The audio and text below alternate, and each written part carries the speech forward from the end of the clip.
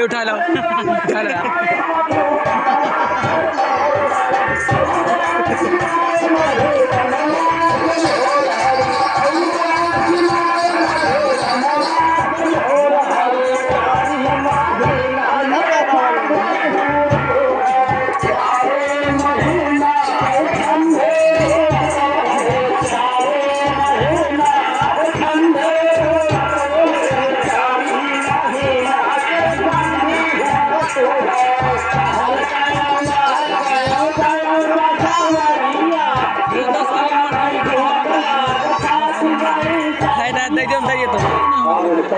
देखो दे दियो जी बैग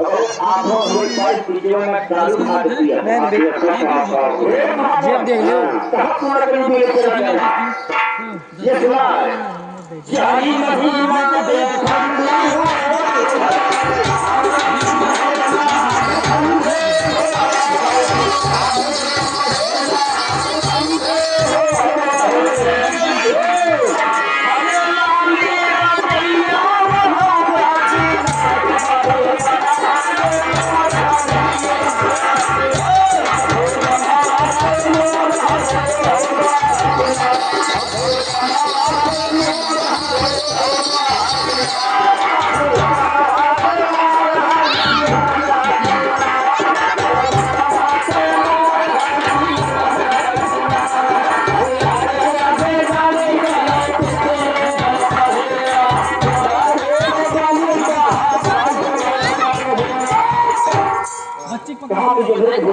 रखा हुआ बच्चे और हमारे साथ पहला जा रही है कि हमारे साथ पर है हमारा साथ पर है